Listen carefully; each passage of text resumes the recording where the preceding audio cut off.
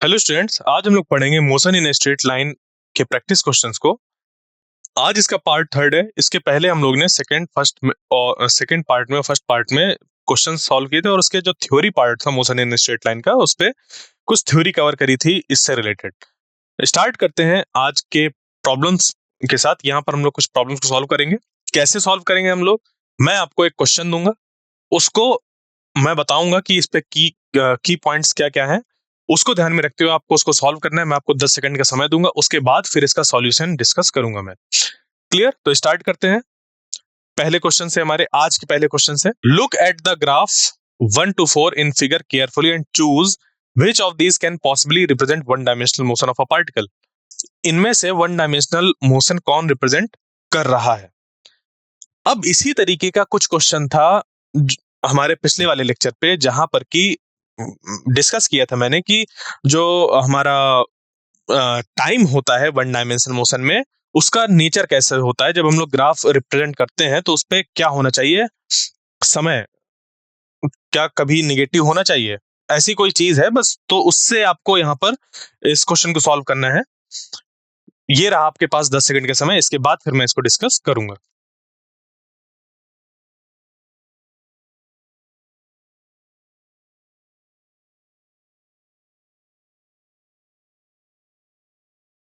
तो इस पे अब देखिए, जैसे ये पहला वाला ग्राफ है। पहले वाले ग्राफ में क्या है? यहां से एक कोई मान लीजिए कि पार्टिकल क्या हुआ, उसकी जो डिस्प्लेसमेंट था वो बढ़ा। उसके बाद फिर समय पे पीछे जा रहा है, ये देख रहे हैं। समय बढ़ने के साथ साथ डिस्प्लेसमेंट तो बढ़ा। उसके बाद फिर ये क्या हो रहा है? समय पे पीछे जा रहा है और जीरो समय पर पहुंच गया। समय तो आगे बढ़ता रहता है, तो ये हमारा पॉसिबल नहीं होगा।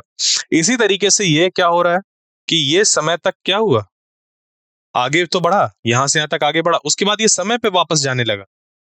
यहाँ पर टाइम जीरो हो गया, फिर टाइम निगेटिव हो गया, फिर ये टाइम यहाँ पर बढ़ना चालू हुआ और मतलब निगेटिव से बढ़कर जीरो तक आया, फिर ये जीरो से आगे गया। तो ऐसा तो पॉसिबल नहीं ना, टाइम का जीरो पॉसिबल है, पर वापस जाकर जीरो की वैल्यू पॉसिबल नहीं है। दोनों में अंतर है, समझिएगा। यानी कि आप टाइम को किसी जगह पर जीरो से स्टार्ट कर सकते हैं, जीरो से आप 2 सेकंड तक ले जाइए, तो आगे फिर ये 3 सेकंड, 4 सेकंड, 5 सेकंड होता रहेगा। ऐसा नहीं होगा कि आप टाइम इक्वल टू जीरो से स्टार्ट किए, 2 सेकंड तक गए, उसके बाद फिर से 0 सेकंड पर आ जाए, इसके बाद जीरो। बाद बोलना ही मतलब है कि हम आगे की बात कर रहे हैं। बात समझ पे आई? तो टाइम जो है हमारा, वो एक बार अगर स्टार्ट हो गया, उसके बाद फिर जीरो उसकी वैल्यू नहीं होगी और टाइम कभी भी निगेटिव नहीं होगा। समझ गए? तो इस चीज के अकॉर्डिंग जो पॉसिबिलिटी है हमारी, वो कौन कौन सी है? देखिए, यहां पर समय बढ़ने के साथ साथ डिस्प्लेसमेंट चेंज हो रहा है। ये एक्सेप्टेबल है कि एक बार डिस्प्लेसमेंट पॉजिटिव था, एक बार निगेटिव हो गया, positive negative. Displacement positive negative हो रहा है, जबकि समय आगे बढ़ता जा रहा है। इसी तरीके से यहां पर डिस्प्लेसमेंट कुछ हुआ, फिर जीरो हुआ, फिर कुछ हुआ, फिर इस तरीके से मतलब आगे बढ़ता जा रहा है। तो ये भी पॉसिबल है हमारा और ये भी पॉसिबल है, यानी कि बोथ थर्ड एंड फोर्थ। आगे बढ़ते हैं हम लोग नेक्स्ट क्वेश्चन पर। Figure shows the time displacement curve of the particle P and Q. Which of the following statement is correct? इनमें से कौन सा स्टेटमेंट करेक्ट है? आपके पास 1, 2, 3, 4 ऑप्शन है। इसको आप देखिए, इस पे क्या दिया हुआ है कि both P and Q move with uniform equal speed. Uniform और इक्वल स्पीड की बात हो रही है कि दोनों एक ही स्पीड से मूव कर रहे हैं। उसके बाद P is accelerated and Q moves with uniform speed, या फिर P is more than the speed of Q। Both P and Q moves with uniform speed but speed of P is more than speed of Q। तो इस तरीके के question को solve करने के लिए हम लोग, अगर ये डिस्प्लेसमेंट टाइम ग्राफ है, तो इस पे हम लोग देखते हैं कि जो इसका स्लोप है, जो इसका स्लोप है, वो स्लोप क्या रिप्रेजेंट करता है, वहीं से हमें चीजें पता चल जाएंगी। अब ये जो स्लोप है, अगर स्ट्रेट लाइन है तो क्या रिप्रेजेंट करता है, कर्व लाइन होता तो क्या रिप्रेजेंट करता इस डिस्प्लेसमेंट टाइम ग्राफ पर। तो मैं आपको 10 सेकंड का समय दे रहा हूं, उसके बाद फिर हम इसको डिस्कस करेंगे।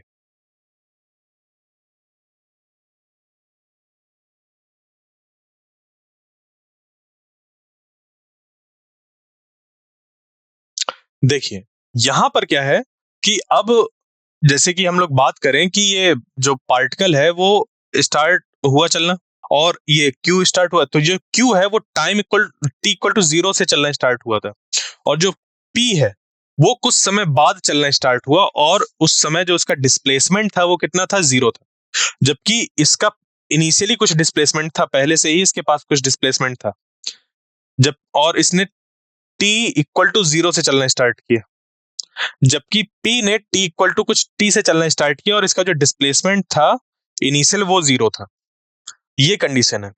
हुआ क्या कुछ समय बाद कि इसका जो डिस्प्लेसमेंट है, मतलब कि एक्सपी अगर हम लोग बोले, यहां पर जो डिस्प्लेसमेंट है वो इससे ज्यादा हो गया, तो एक्सपी हो गया एक्स क्यू से ज्यादा, यानी कि displacement of P is greater than displacement of Q.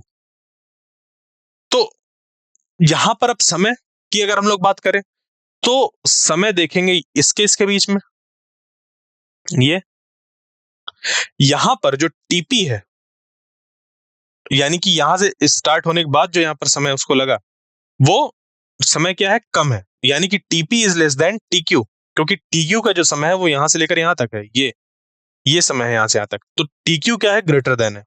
यानी कि यहां से हमें क्या पता चल रहा है कि जो ये हमारी क्वांटिटी बन रही है एक्सपी बाई टीपी, वो क्या क्या होगा, ग्रेटर होगा as compared to X Q divided by T Q. क्यों, क्योंकि ये वेलोसिटी बनता है, यानी कि यहाँ पर अगर हम इसको हटा दें अभी, तो x Q divided by T Q की अगर हम लोग बात करें, तो velocity of particle P is greater than velocity of particle Q, और दोनों का ही स्लोप जो है वो यहाँ पर हमें ऐसा स्ट्रेट लाइन जैसा दिख रहा है, यानी कि जो कर्व है ये दोनों स्ट्रेट लाइन है, जिसके कारण से ये दोनों यूनिफॉर्म है।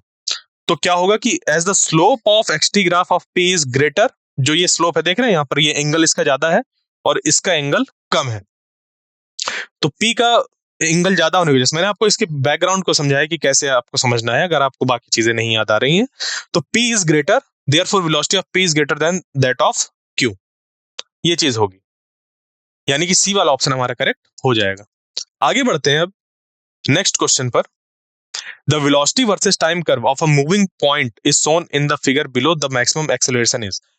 तो यहां पर भी जैसे पिछले ग्राफ में हमारा डिस्प्लेसमेंट टाइम ग्राफ था, यहां पर वेलोसिटी टाइम ग्राफ है, तो हमें डिस्प्लेसमेंट के बारे में सोचने की बजाय यहाँ पर, या फिर कह लीजिए कि वेलोसिटी के बारे में सोचने के बजाय यहाँ पर हमें एक्सेलरेशन देखना है। यानी कि अगर हमें वेलोसिटी टाइम ग्राफ में एक्सेलरेशन देखना है, तो इसके स्लोप से हमें पता चलेगा।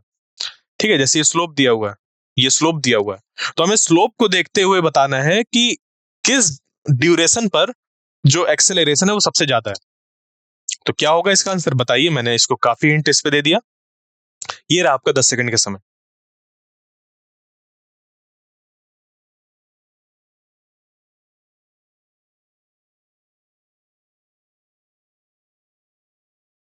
देखिए यहां पर जैसे कि हमने बात करी कि डिस्प्लेसमेंट टाइम ग्राफ में जो स्लोप होता है वो रिप्रेजेंट करता है वेलोसिटी को, उसी तरीके से वेलोसिटी टाइम ग्राफ में जो स्लोप होता है वो रिप्रेजेंट करता है एक्सेलरेशन को। तो अगर हम लोग सबका स्लोप देखें, ये और इसका स्लोप देखें, ये तो सबसे तेजी से जो इंक्रीमेंट हो रहा है, या फिर कह लीजिए कि जो सबसे जल्दी चेंज आ रहा है वेलोसिटी में, वो किस जगह पर आ रहा है, ये कैसे निकालेंगे हम लोग, ये यहां से इसको हम लोग अलग अलग ड्यूरेशन पर निकाल कर देखेंगे। तो अगर हम लोग इस पे देखें सी से डी पर अगर हम लोग देखें, तो पहले वेलोसिटी कितनी थी इसकी, 20, फिर कितनी हो गई 80 मीटर पर सेकंड, तो 80 माइनस 20 कितने समय पर हुई, 40 माइनस 30, यानी कि 10 सेकंड पर, यानी कि 60/10 हो जाएगा हमारा 6 मीटर पर सेकंड स्क्वायर। ये एक्सेलरेशन निकल कर आ गया, और यही हमें हमारा है सबसे ज्यादा एक्सेलरेशन इस पूरे में, यानी कि जो आंसर बी है वो हमारा करेक्ट हो जाएगा। नेक्स्ट क्वेश्चन, क्वेश्चन नंबर यहाँ पर जो हमारा है अगला वाला, इस पे अब देखिए क्या है। The velocity time graph of a body in a straight line is as shown in figure. ये एक वेलोसिटी टाइम ग्राफ दिया हुआ है, तो डिस्प्लेसमेंट हमें बताना है। अब ये जो ग्राफ है वो वेलोसिटी टाइम ग्राफ है, ध्यान दीजिएगा, वेलोसिटी टाइम ग्राफ। तो वेलोसिटी टाइम ग्राफ से डिस्प्लेसमेंट तक कैसे पहुंचते हैं, एरिया अंडर द कर्व, ये हिंट है। अब आप इसको सॉल्व करिए, उसके बाद फिर मैं इसको डिस्कस करूंगा।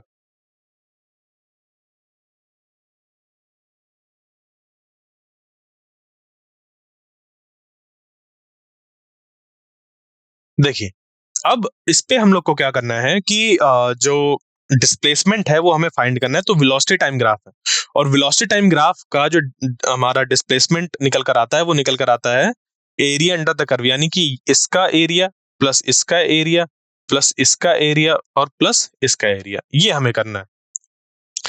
यानी कि जो सबका जो जितने एरिया है, जो जितने ट्राइंगल हैं, जितने रेक्टेंगल हैं, उन सबका एरिया हमें सम अप करना है। उससे हमें डिस्प्लेसमेंट पता चल जाएगा। बस यहां से फिर अब हम लोग क्या करेंगे कि जो ये ट्राइंगल है O A B, triangle A B C, triangle C D H, इनका एरिया ऐड कर देंगे, और जो स्क्वायर है हमारा उसका एरिया ऐड कर देंगे, एच ई एफ जी, इनको ऐड कर देंगे। तो यहां से ये हो जाएगा हाफ ए बी, मतलब ये वाला जो होगा, ये वाला और इनटू ये वाला, तो ये भी इधर दो है और इधर ये भी दो है। उसके बाद फिर इसके लिए हाफ इंटू 2 इंटू 1, फिर यहाँ पर 1 और इधर -2। ठीक है, तो जब इसको हम लोग सॉल्व करेंगे तो ये 1/2 into 2 plus 1/2 into 1 into 2 plus 1/2 into 1 into -2, और फिर उसके बाद जो रेक्टेंगल था उसका ये। तो इसको जब हम लोग सॉल्व करेंगे तो ये 2 प्लस -1 प्लस 1 इक्वल, तो यहाँ से ये कैंसिल आउट हो जाएगा और ये इक्वल टू 3 मीटर निकल कर आ गया, यानी कि डिस्प्लेसमेंट हमारा 3 मीटर निकल कर आ गया। अब यहाँ पर आपको ध्यान देना ये है कि आप जब एरिया निकाल रहे हैं, वैसे जब एरिया निकालते हैं तो ये कहा जाता है कि एरिया कभी निगेटिव में नहीं होता है, और ऑब्वियस सी बात है एरिया कभी निगेटिव में नहीं होगा। बट समझने वाली बात यहां पर यह है कि ये जो क्वांटिटी एरिया निकालने से निकल कर आ रही है वो डिस्प्लेसमेंट निकल कर आ रही है, और डिस्प्लेसमेंट निगेटिव हो सकता है। तो एरिया अगर हमारा मीटर स्क्वायर के टर्म्स पर आता तो वो हमारा निगेटिव नहीं होता, जबकि यहां पर जो एरिया निकल कर आ रहा है वो निकल कर आ रहा है किसके टर्म्स पर, वीटी के टर्म्स पर, यानी कि मीटर पर सेकंड इंटू सेकंड, यानी कि मीटर्स के टर्म पर। और जो हमारा डिस्प्लेसमेंट है ये डिस्प्लेसमेंट को रिप्रेजेंट कर रहा है, और वो निगेटिव हो सकता है। इस कारण से यहां पर इसको हम लोग माइनस ले रहे हैं, 2+1 -1+1। ठीक है, समझ गए? तो इससे हमारा 3 मीटर निकल कर आ गया displacement. Next question, the body is thrown vertically upwards, which one of the following graphs correctly represent the velocity versus time. इस पे से कौन सा ग्राफ जो है वो करेक्टली रिप्रेजेंट कर रहा है वेलोसिटी वर्सेस टाइम को। फिर वही चीज की हमें ध्यान देना है कि जो टाइम का लिमिटेशन है, या कह लीजिए कि टाइम के लिए जो रिस्ट्रिक्शन है वो ये है कि वो निगेटिव में नहीं हो सकता, उसी को आपको यहाँ पर ध्यान देना है। फिर इसको आप सॉल्व करेंगे। तो मैं आपको 10 सेकंड का समय दे रहा हूं, उसके बाद इसको हम डिस्कस करेंगे।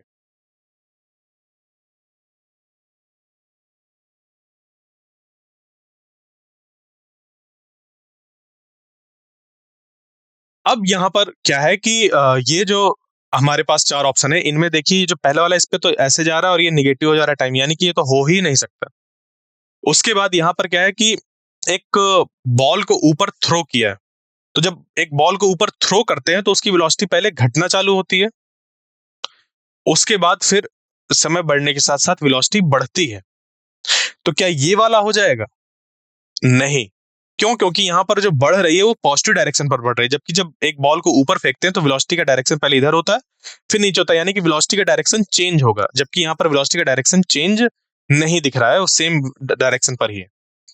यहां पर भी हमारे जो दिया हुआ है वो ये दिया हुआ है कि पहले वेलोसिटी बढ़ेगी, तो जो पॉसिबल नहीं है, पहले वेलोसिटी हमारी घटेगी। तो बचता है हमारा बी वाला ऑप्शन कि पहले वेलोसिटी घटी, घटकर यहाँ पर 0 हुई, उसके बाद उसने अपना डायरेक्शन चेंज किया आगे निगेटिव पर, ये 0 है, अब 0 से इसने अपने वैल्यू को बढ़ाना चालू किया समय बढ़ने के साथ। Next question, when two bodies move uniformly towards each other, the distance between them decreases by 8 meter per second. If both bodies move in the same direction with different speeds, the distance between them increases by 2 meter per second.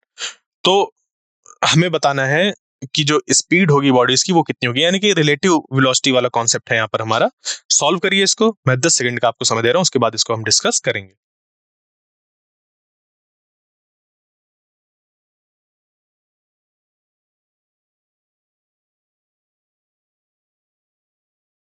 देखिए, यहाँ पर हमें जो दिया हुआ है वो ये दिया हुआ है कि जब दो बॉडी हैं वो एक दूसरे की तरफ आ रही हैं, ठीक है, एक दूसरे की तरफ आ रही है इधर से इधर, तो उनके बीच की जो डिस्टेंस है वो घट रही है 8 मीटर पर सेकंड के हिसाब से। और जब वो दोनों क्या हो रही हैं, दूर जा रही हैं, तो मतलब एक ही डायरेक्शन पर जा रही हैं, दूर क्या, एक ही डायरेक्शन पर जा रही हैं, तो उनमें 2 मीटर पर सेकंड के हिसाब से हो रहा है। तो यहाँ पर हमें बताना है कि क्या होगा।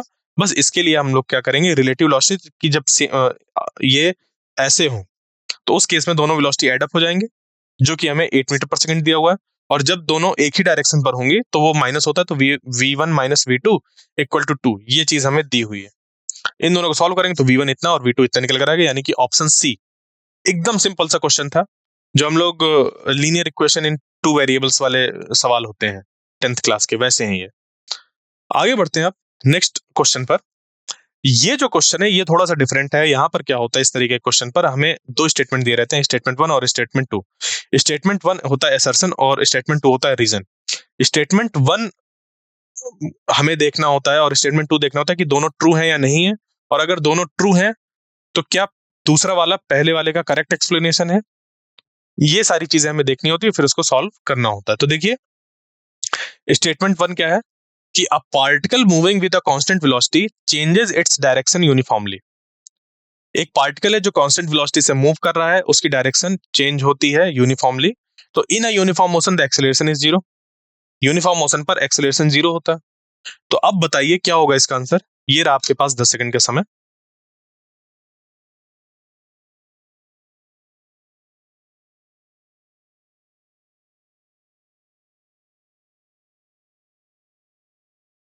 यहां पर जो हमारे पास दो स्टेटमेंट है, उनमें से अगर हम पहले वाले स्टेटमेंट को देखें कि एक पार्टिकल है वो क्या हो रहा है कि मूव कर रहा है विद कांस्टेंट वेलोसिटी और चेंजेस इट्स डायरेक्शन यूनिफॉर्मली।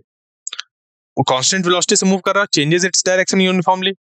तो ये कैसे पॉसिबल है। यहां पर वेलोसिटी कांस्टेंट भी और डायरेक्शन भी चेंज हो रही है। ऐसा पॉसिबल नहीं, क्योंकि वेलोसिटी एक ऐसी क्वांटिटी है जिसपे कि मैग्नीट्यूड और डायरेक्शन दोनों होते हैं, और दोनों में से कोई भी एक चीज चेंज हो, या मैग्नीट्यूड या डायरेक्शन कोई भी चेंज हो, तो हम कहेंगे कि वेलोसिटी चेंज होती है। तो कांस्टेंट वेलोसिटी से मूव कर रहा, डायरेक्शन चेंज हो रहा है, ये गलत है, यानी कि ये स्टेटमेंट ही गलत गलत है। उसके बाद in a uniform motion the acceleration is zero.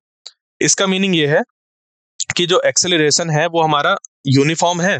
ठीक है, एक यूनिफॉर्म मोशन पर जो एक्सेलरेशन है वो हमारा कितना है, जीरो है। बिल्कुल, यूनिफॉर्म मोशन पर एक्सेलरेशन जीरो होता है, यानी कि हमारा जो पहला वाला है वो गलत है और दूसरा वाला सही है।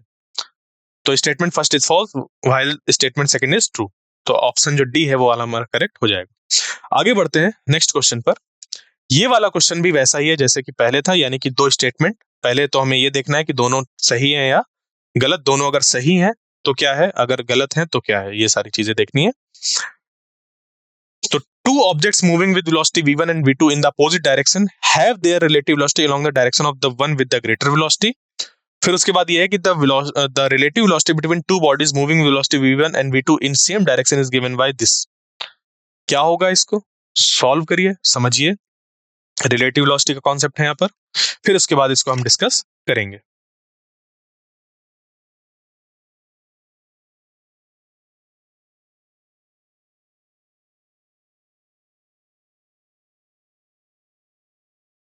देखिए यहाँ पर जो दो स्टेटमेंट है वो सही है या नहीं, इसको अब अगर आप देखें तो पहला वाला जो स्टेटमेंट है वो क्या कह रहा है कि two objects moving with velocity v1 and v2 in opposite direction, दो अपोजिट डायरेक्शन पर ऐसे जैसे मूव कर रहे हैं, have their relative velocity along the direction of the one with the greater velocity. नहीं, ऐसा नहीं होता। इसके रिस्पेक्ट में ये इस तरफ आ रही होती है और इसके रिस्पेक्ट में ये इस तरफ आ रही होती है। ठीक है, तो ऐसा नहीं होता कि एक के उस पे दूसरा हो जाए, ऐसा नहीं होता। ऐसी कोई फिक्स डायरेक्शन नहीं होती है। इसके रिस्पेक्ट में ये इस तरफ आएगा और इसके रिस्पेक्ट में ये इस तरफ आएगा। तो ये स्टेटमेंट गलत है हमारा। दूसरा कि जो रिलेटिव वेलोसिटी होती है between two bodies moving with velocity v1 and v2 in the same direction पर जो मूव कर रहे हैं, मतलब इसका ये v1 है मान लीजिए और ये v2 है, तो जो रिलेटिव वेलोसिटी होती है वो v1 माइनस v2 होती है। फिर यहां से हम लोग देखते हैं कि क्या है, कौन किसके हिसाब से पीछे जा रहा है या आगे जा रहा है, वो चीज हम लोग ये देखते हैं। तो यानी कि ये पहला वाला गलत है, दूसरा वाला करेक्ट है, तो डी वाला ऑप्शन हमारा करेक्ट हो जाएगा।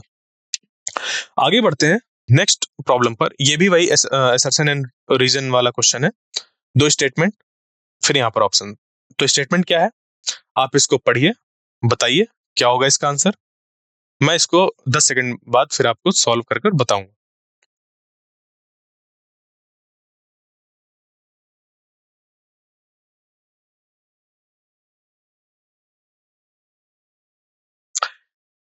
The acceleration of a moving particle can be change without changing direction of velocity. एक मूविंग पार्टिकल है, उसके एक्सेलरेशन को चेंज किया जा सकता है बिना वेलोसिटी की डायरेक्शन को चेंज किए हुए। क्या ये सही है? फिर the direction of velocity changes so the direction of acceleration also changes. तो वेलोसिटी चेंज होने की वजह से एक्सेलरेशन का डायरेक्शन भी चेंज हो जाता है। क्या ऐसा है? तो इन दोनों स्टेटमेंट को अगर हम लोग देखें तो यहां पर जैसे ये बात है ना कि acceleration of a moving particle can be change without changing the direction of velocity, बिल्कुल हम एक्सेलरेशन को चेंज कर सकते हैं बिना वेलोसिटी की डायरेक्शन को चेंज किए हुए। सेम डायरेक्शन पर हम लोग वेलोसिटी का जो चेंज होने का रेट है उसको बड़ा डिफरेंट कर सकते हैं, तो हमारा एक्सेलरेशन चेंज हो जाएगा। बिल्कुल, तो ये स्टेटमेंट पहला वाला सही है। दूसरा वाला क्या है? If the direction of velocity changes, अगर वेलोसिटी की डायरेक्शन चेंज होती है तो direction of acceleration also changes. नहीं, ऐसा जरूरी नहीं है। मान लीजिए कि एक पार्टिकल है, वो ऐसे जा रहा था पहले, या फिर मान लीजिए कि ऐसे जा रहा था और ठीक है, उसकी वेलोसिटी ऐसी थी और उस पर एक्सेलरेशन एक्ट हुआ इस डायरेक्शन पर। तो ये जो पार्टिकल है वो अब अगर उसका पाथ बना है तो वो ऐसे जाने लगेगा। अब एक्सेलरेशन उस पर कंटिन्यूअसली एक्ट होगा तो वो ऐसे ही जाता रहेगा। बात समझ रहे हैं? वो ऐसे ही जाता रहेगा, फिर आगे बहुत ज्यादा समय पर वो इस डायरेक्शन पर हो जाएगा, यानी कि उसकी कंटिन्यूअसली डायरेक्शन चेंज होगी। जो पहले इधर था अब वो इस तरफ हो जाएगा। तो एक्सेलरेशन की देखिए डायरेक्शन फिक्स्ड है, भले ही वेलोसिटी की डायरेक्शन यहाँ पे चेंज हो गई, ये फाइनली इधर हो गई, इनिशियली इधर थी। तो सी वाला हमारा ऑप्शन करेक्ट हो जाएगा। क्यों? क्योंकि ये पहला वाला स्टेटमेंट जो है वो ट्रू है और दूसरा वाला फॉल्स स्टेटमेंट है। इसके आगे जो क्वेश्चंस होंगे इसको हम लोग नेक्स्ट लेक्चर में करेंगे। आई होप जो आज का लेक्चर था वो आपको समझ पे आया होगा। मिलते हैं नेक्स्ट लेक्चर में, तब तक के लिए थैंक यू।